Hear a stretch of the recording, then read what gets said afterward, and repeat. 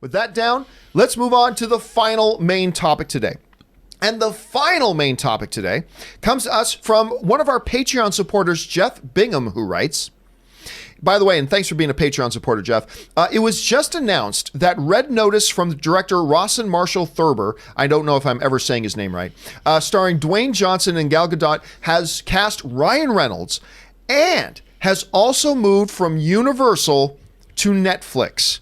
While I can't wait to watch Reynolds throw quips at Johnson, the move to Netflix seems unusual. While I can understand hesitation from Universal to make this after Thurber's last movie, Skyscraper, underperformed with a big budget, this seems to clearly go against Netflix's report to scale back on larger budget films. Your thoughts? Well, first thing we should mention is that, remember, Netflix didn't say they weren't going to do anything big budget anymore.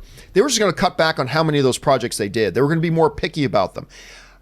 For argument's sake, if you're going to do a big budget one that's got Dwayne "The Rock" Johnson and Ryan Reynolds in it is probably one of the ones you're going to look at and doing.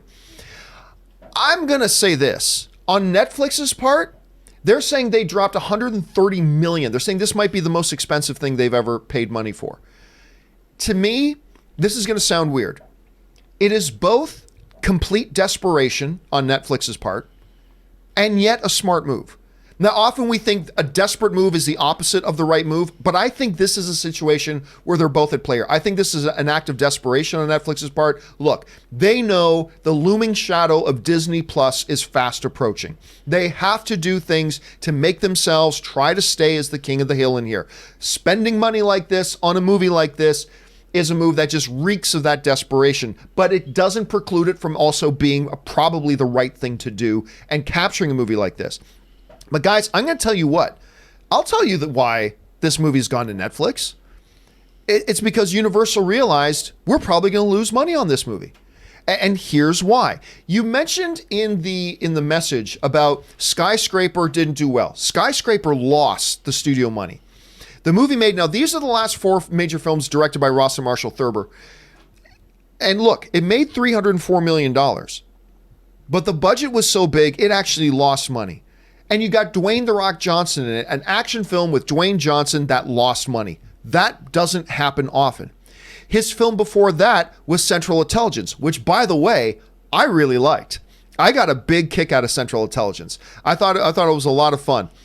But the film, despite the fact having 2 of the biggest stars in the world with Dwayne "The Rock" Johnson and Kevin Hart, it only managed to make $216 million. Now, because it was such a cheap movie to make, I think it was actually profitable, but still, it only made $216 million. The film before that, another one that I really like that he made, We're the Millers. I had a lot of fun with this movie.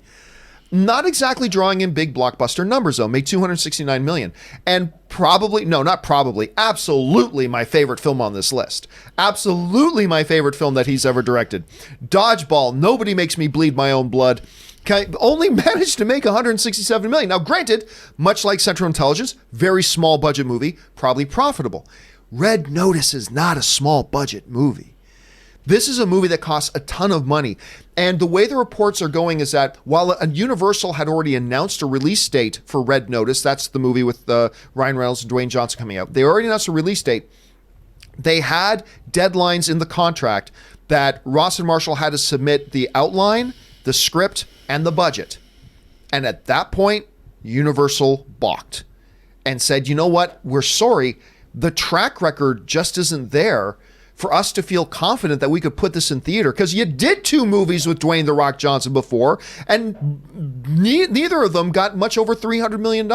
And that is going to make us lose money if we do it again. And so Universal, although it sounds weird, guys, to say, hey, back in a movie with Dwayne Johnson and Ryan Reynolds might not be a good idea. That sounds ridiculous to say. But when you look at the track record and you look at the history in the last 2 films that this guy's done, and I love a lot of his movies, but it doesn't justify, the history and the facts don't justify spending that kind of money. Universal balked. They needed a new buyer. The second place bidder for their film before was Netflix. They went back to Netflix. Boom, now it's going there. And look, I'm never excited when I hear a movie's going direct to Netflix, like ever. Although I loved Always Be My Maybe. I had a lot of fun with that one. But it's never really a good thing. So I don't know, Rob, I'm characterizing this as a desperation move that is probably at the same time also the right move. When you're looking at this situation, how do you evaluate it and how would you characterize it? Well, there's a great article that dropped yesterday in Forbes that talked about Netflix and their future and how Netflix it's very well valued as a company. The stock price is up. Everybody's excited about it, but they're losing 50% of what makes them attractive to people. They're losing shows like The Office and like Friends. All those things are going to be pulled off. Disney Plus, as you pointed out, taking off the Star Wars movies, taking off the Avengers films, all the Marvel movies. They're all going away. So Netflix is trying to shore up their defenses from the onslaught of these other streaming services, whether it's Disney Plus, whether it's Warner Brothers, whether it's Universal. And what's happening is the only way they're going to get people to come to Netflix, to keep coming to Netflix, to keep their subscriber base from eroding, is to create or offer brand new A-list programming that you can't get anywhere else. Right. That's what's going to keep their subscriber base. And while they've spent a ton of money on all kinds of different, anything under the sun, whether it's telenovelas, whether it's documentaries from foreign countries, they're just putting everything on Netflix, but they don't have anything prestigious. They don't have anything where people go, we have to go to Netflix and see that. Aside from, say, a Stranger Things, right, which became a huge blockbuster, but that was theirs, so good on them. But that's one thing. This is, I think, their first foray into big-budget action filmmaking with one of the biggest movie stars in the world, if not both, if you include Ryan Reynolds. You've got The Rock and you have Ryan Reynolds. I mean, these are two people. How do you go wrong if you're Netflix? Well, how you go wrong is they're not really a production company and they don't promote. They're going to expect, I mean, are they going to open this theatrically first? How are they going to do this? Because you and I both know, we talk about it all the time. How do you even promote this movie's out? Like, are they going to say, are they going to take out billboards for it other than in other markets other than LA? I think it's strange. I think you're right. I think it's desperation and it's a great move because if this movie is a hit, if it is great, people will keep their Netflix subscriptions hoping to get more movies like this one. Yeah, and they've done great with their series.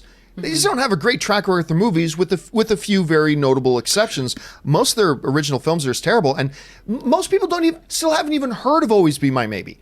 Like, right. Most people still haven't even heard of that thing. I think it's the best original film they've got on their service. Anyway, Aaron, you're seeing this. Big stars, big project people are talking about. It was sitting at Universal. You look at this situation and how it's evolved. What's your reaction to it? I mean, I really hope for the sake of Netflix that it does very well. Yeah. I'm with Rob. I just don't think that it's a good business move. I mean, I understand it, but I am concerned. Yeah, when I kind of think of this in terms of a sports analogy. You know, free agency comes along in sports, and the best players available may not be all that great, but they're the best players available, and they end up getting the biggest contracts than anybody else. Do you know how many quarterbacks in the NFL make more money than Tom Brady? I like 8 of them. Like 8 quarterbacks in the NFL make more money than Tom Brady because they hit free agency and they're the best thing available, so they get overpaid. I feel like Netflix is kind of in that situation right now.